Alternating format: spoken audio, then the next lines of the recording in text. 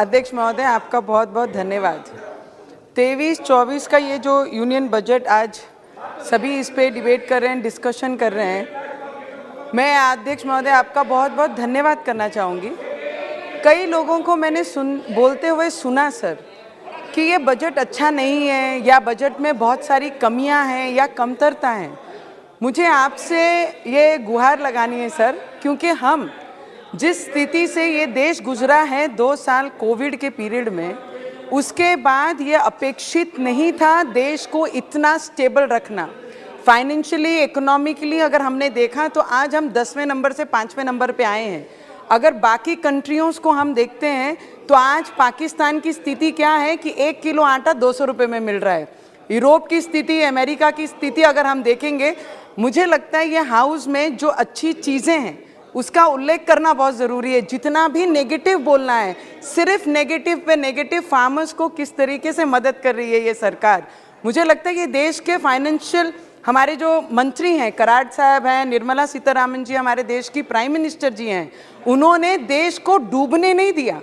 इस स्थिति के बाद, कोविड के बाद उसे उतना मेंटेन रखा और उसे उतना बजट दिया कि आगे देश बढ़ने के लिए जो लाइन चाहिए उसके लिए काम किया, ना कि आज ये सर रूडी साहब, ये नई स्थिति आई है कि जो दूसरे देशों में कि 200 रुपये किलो आटा मिलने की स्थिति हमारे देश की आज नहीं है। वो उसका पूरा क्रेडिट हमारे देश के प्रधानमंत्री जी को जाता है, उसके बारे में बात करनी चाहिए। मैंने, हमारे बहुत सीनियर अंकल हैं कोलकाता से, वो बोल रहे हैं आवास योजना की बात उन्होंने यहाँ पर रखी कि आवास योजना 22 तक ये कंप्लीट होना चाहिए था, देश के हर महिला को उनका घर मिलना चाहिए था, उसके लिए प्रधानमंत्री जी ने वादा किया था।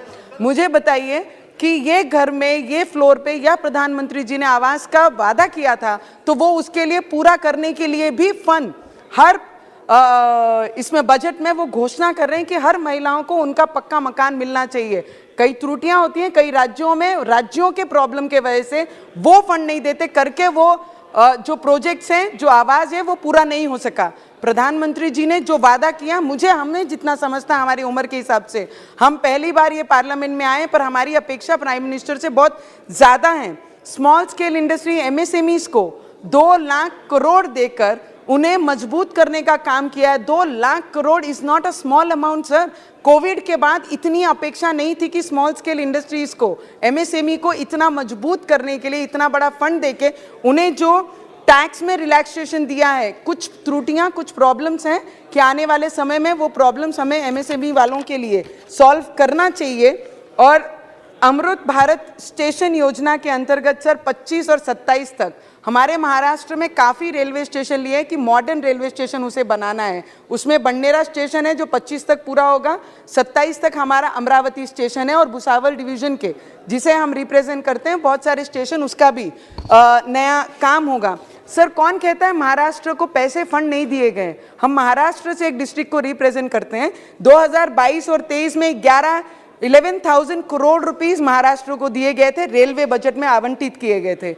और 23 और 24 में 13,500 करोड़ रुपीस दिया है। तो कौन कहता है बजट में हम नीचे गए? बजट में हमने बढ़ोतरी की है, हमने बढ़ाकर हमारे राज्य को बजट दिया। इरिगेशन में सर महाराष्ट्र को 800 करोड़ दिया गया है, रूरल कनेक्टिविटी को 400 करोड़ रुपए दिए गए हैं, और क्लाइमेट प्रोजेक्ट्स के लिए महाराष्ट्र में 585 crore rupees, ministry of urban project के लिए 786 करोड़ सर, स्टेट को हेल्प करने के लिए 1,30,000 करोड़ का एक बैलेंस अमाउंट बनाया। जितनी स्टेट मांगेगी उसके अकॉर्डिंगली राज्य सरकार को केंद्र सरकार देगी। उसके लिए मैं केंद्र सरकार का दिल से बहुत बहुत धन्यवाद करती हूं सर। कौन कहता नहीं मदद कर रहे हैं? कौन कहता है कि बजट में नहीं है? सर हमारे बंडेरा में वैगन कारखाना है जिसका प्रोजेक्ट ऑलमोस्ट 90% कंप्लीट हो गया है। उसके लिए 23-24 के बजट में 40 करोड़ से भी ज़्यादा हमारे वैगन कारखाने को मिला है। तो मैं आपसे विनती करूंगी कि उसका भी जल्द से जल्द लोकार्पण करके वहां पर रोजगार की एक लाइन शुरुआत की जाए, उसके लिए मैं आपसे विनती करूंगी। और सर जल जीवन मिशन के अंतर्गत हमारे मिनिस्टर सर यहाँ बैठे थे।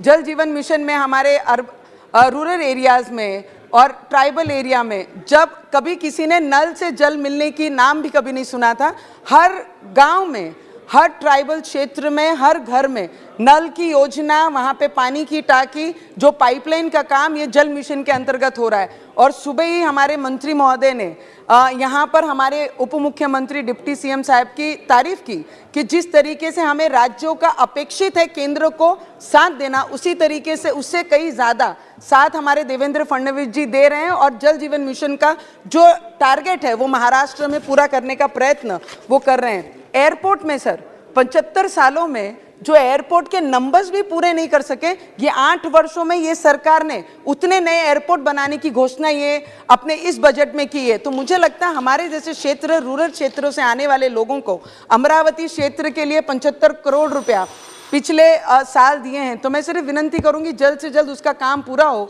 जिससे हमारी अमरावती भी आने वाले समय में उड़ान भरे। Health department, medical, government medical college हो, एम्स हो, नर्सिंग कॉलेजेस हो, यही सब होता है जब आप देश के अर्थव्यवस्था, जब बजट के बारे में चर्चा करते हैं तो सामान्य लोगों को आपसे यही अपेक्षा है। सर 1 मिनिट दीजिए सर।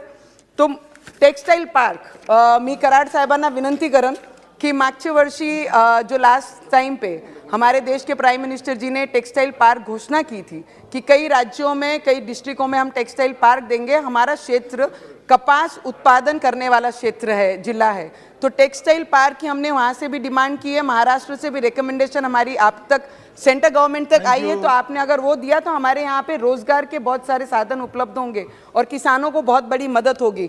सर आदिवासी क्षेत्र के लिए एकलव्य स्कूल देकर 38,000 नई भर्तियां जो टीचर्स की करेंगे। मुझे लगता है आदिवासी क्षेत्र में इसकी सबसे ज्यादा जरूरत है। और आने वाले समय में अगर ये टीचर्स और इतनी भर्ती अगर वहाँ पे करेंगे रूरल एरिया में, तो हमारे आदिवासी भाई बहन, बच्चे जो उनके हैं, वो आगे बढ़ने का उनको मौका मिलेगा। सर बिहार से मेरे भाई ने एक बहुत अच्छा, बहुत सर एक लास्ट मिनट, सुबह से यहीं बैठे हैं सर, अकेले हैं तो एक मिनट करके मांग के आगे जा रहे हैं। तो बिहार से मेरे भाई का, मैं बहुत सीनियर है, उन्होंने बोलते बोलते पूरे हाउस में जो जोरों शोरों से बोला कि क्या किया दलितों के साथ, क्या किया पिछड़ों के साथ। मुझे लगता है घर जिनको आवश्यकता है वो दलित और पिछड़े और गरीब लोगों के लिए घर है। अगर हेल्थ व्यवस्था कोई कर रहा है तो देश के प्राइम मिनिस्टर जी उनके लिए कर रहे हैं। अगर गवर्नमेंट मेडिकल कॉलेज बना रहे हैं तो इस गरीब लोगों के लिए बना रहे हैं। अगर मनरेगा के अंतर्गत कोई काम करता है तो वो गरीब करता है। सर लास्ट 1 मिनट सर, एक last minute, 1 minute sir, sir last 1 minute, I just take 1 minute sir. Last वाक्य, अंतिम वाक्य बोलिए, बस बैठिए फिर।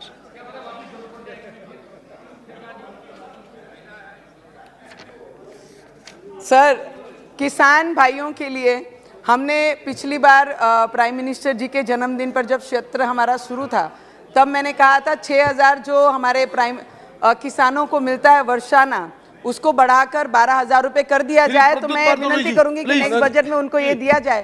सर मेरा सपोर्ट तो ले लीजिए सर, ये यूनियन बजट के लिए मैं फुल हार्टेड हमारी फाइनेंस मिनिस्टर को, हमारे देश के प्राइम मिनिस्टर जी को फुल दिल से सपोर्ट करते हैं और